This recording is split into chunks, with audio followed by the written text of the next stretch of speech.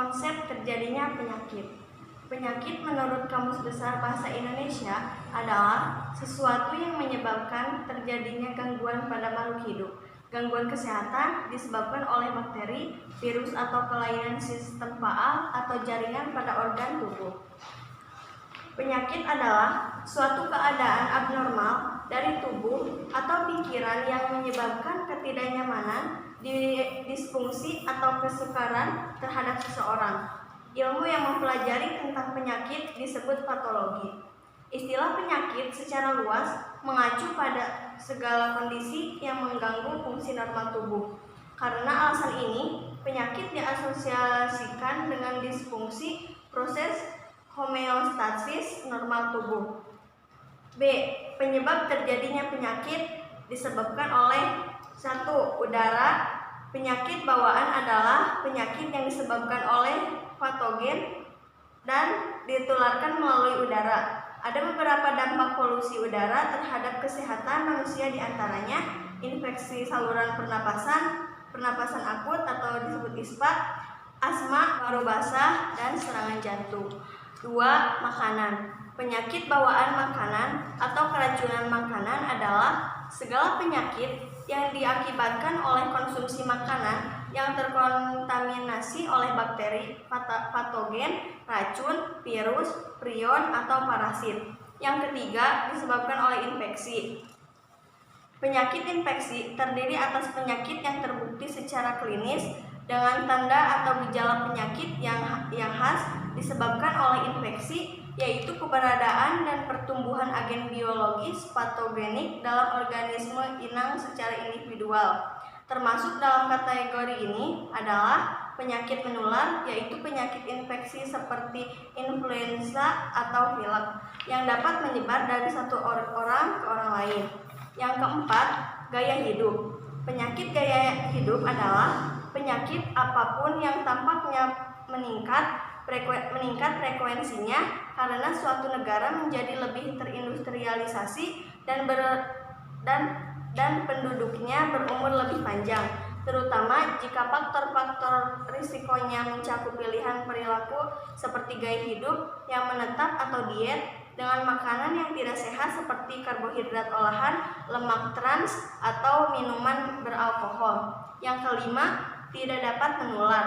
Penyakit tidak menular adalah kondisi medis atau penyakit yang tidak dapat ditularkan. Penyakit tidak menular tidak dapat disebarkan secara langsung dari satu orang ke orang lain. Penyakit jantung dan kanker adalah contoh penyakit tidak menular pada manusia. Selanjutnya, pencegahan terjadinya penyakit. Yang pertama ada dengan pengobatan. Pengobatan suatu penyakit juga tergantung dari penyebabnya. Contoh, obat untuk penyakit yang disebabkan oleh bakteri tidak akan sama dengan obat untuk penyakit yang disebabkan oleh virus. Antibiotik diberikan apabila penyakit disebabkan oleh virus, tetapi tidak memiliki manfaat apabila penyakit disebabkan oleh virus. Selain itu, dosis untuk obat juga penting untuk disesuaikan dengan penyebabnya dan tingkat keparahannya. Hal ini perlu konsultasi kepada dokter apabila salah dosis atau berlebihan dosis. Yang kedua, dengan cara pencegahan. Ada beberapa hal yang harus diperhatikan agar terhindar dari kuman penyakit yang merugikan. Yang pertama, dengan cara membiasakan cuci tangan dan mandi secara teratur. Tangan merupakan salah satu bagian tubuh yang paling banyak terpapar kuman dan menyebabkan kuman ke bagian tubuh lain seperti mulut dan mata. Jika kita dapat menjaga tangan tetap bersih, maka akan menekan resiko terkena penyakit. Cucilah tangan dengan air mengalir dan sabun. Yang kedua, menghindari makanan yang sudah jatuh. Ada anggapan umum mengenai makanan yang jatuh sebelum 5 menit bisa dimakan lagi. Nah, sebuah penelitian mengatakan ada 99 bakteri akan langsung menempel pada makanan jatuh tersebut seketika. Jika ada bakteri salmonella atau kuman lain yang berbahaya di lantai tersebut, langsung akan menempel pada makanan. Nah, sebaiknya jika makanan itu terjatuh, harusnya tidak boleh dimakan lagi meskipun kita yakin lantai itu bersih. Yang ketiga, memenuhi jadwal vaksinasi. Vaksinasi merupakan salah satu cara untuk melindungi anak-anak dari penyakit berbahaya. Memenuhi jadwal vaksinasi dengan tepat waktu merupakan hal penting yang perlu diperhatikan. Yang keempat, menggunakan antibiotik secara bijak.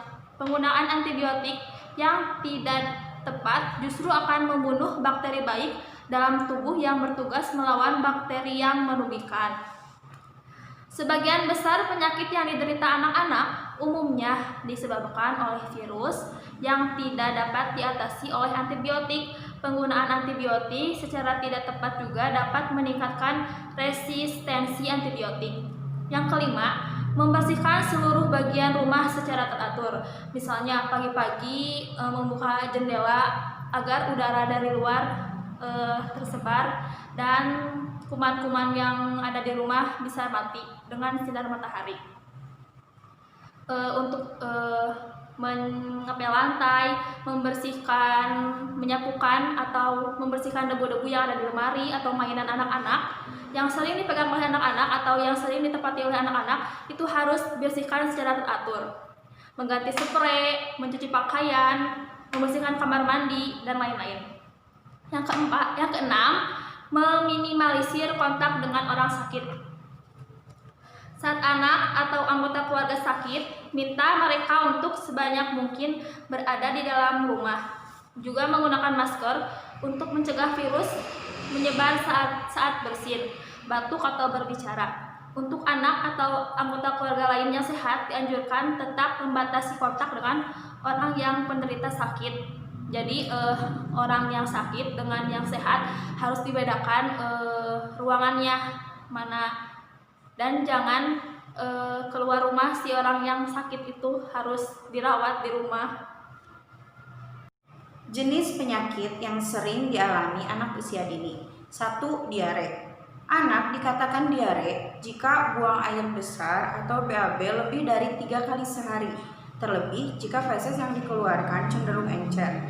Penyebabnya diantara lain infeksi saluran pencernaan, keracunan atau alergi makanan, infeksi parasit, hingga penyakit iritasi usus. Saat anak diare, hal yang bisa dilakukan adalah tetap memberikannya makanan dan minuman, khususnya cairan yang mengandung garam dan elektrolit atau oralit. 2. Demam. Demam merupakan gejala penyakit yang sering dialami anak. Ini karena seiring pertumbuhannya, demam adalah respon alami tubuh terhadap perubahan yang terjadi pada tubuh si anak. Misalnya, pertumbuhan gigi. Si anak dikatakan demam jika suhu tubuhnya lebih dari 37,5 derajat Celcius. Mengatasi demam yang dialami si anak dengan mengompres air hangat, memberikan asupan makanan dan minuman yang banyak, menutupi seluruh tubuhnya dengan selimut misalnya, dan memandikannya dengan air hangat. Sesuai dengan anjuran dokter, ibu atau orang tua bisa memberikan obat penurun panas jika suhu tubuhnya sudah mencapai 38 derajat Celcius. Yang ketiga, radang tenggorokan. Anak mengidap radang tenggorokan, ia cenderung sulit untuk menelan sehingga rewel saat hendak makan. Gejala lainnya adalah tenggorokan terasa kering dan gatal, sakit kepala, badan terasa lelah, dan nyeri otot. Penyakit ini biasanya disebabkan oleh virus dan bakteri. Mengonsumsi obat penghilang rasa sakit, minum banyak air, dan berkumur air garam adalah cara yang bisa dilakukan untuk membantu mengurangi gejala radang tenggorokan pada si anak. Yang keempat, eksim. Eksim adalah kelainan kulit yang ditandai dengan peradangan atau pembengkakan pada kulit serta kemerahan dan rasa gatal. Meski tidak menular, eksim bisa menyebabkan rasa tidak nyaman pada bagian kulit yang terkena. Untuk mengatasi eksim, orang tua bisa mengoleskan obat oles dan pelembab sesuai anjuran dokter. Yang kelima, infeksi saluran pernapasan akut atau ISPA. ISPA adalah infeksi saluran pernapasan yang menyerang bagian atas seperti hidung, tenggorokan, faring, laring, dan bronkus. Penyakit ini umumnya disebabkan oleh infeksi virus dan bakteri. Gejala yang ditimbulkannya antara lain hidung tersumbat atau sering mengeluarkan ingus, bersin, batuk, demam, sakit kepala, kelelahan, dan sakit saat menelan.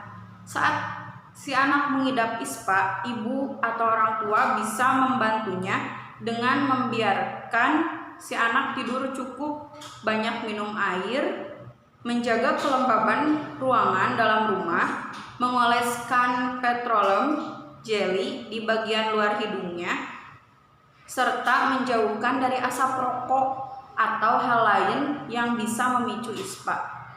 Yang keenam, cacingan. Jika anak sering menggaruk bokongnya, mungkin si anak mengalami cacingan. Anak rentan sekali mengalami cacingan karena memang anak lebih sering bermain di luar ruangan dibandingkan orang dewasa. Belum lagi kesadaran anak untuk menjaga kebersihan masih kurang. Sebagai contoh, setelah bermain di luar ruangan, anak langsung memegang makanan dan makannya tanpa cuci tangan terlebih dahulu. Hal ini memungkinkan cacing atau telur cacing yang menempel di tanah atau di air bisa masuk ke dalam tubuh anak dan kemudian berkembang biak di usus. Untuk mencegah penyakit infeksi pada anak ini disarankan agar anak selalu rajin cuci tangan, terutama sebelum makan dan setelah keluar dari toilet. Rutin minum obat cacing setiap 6 bulan sekali.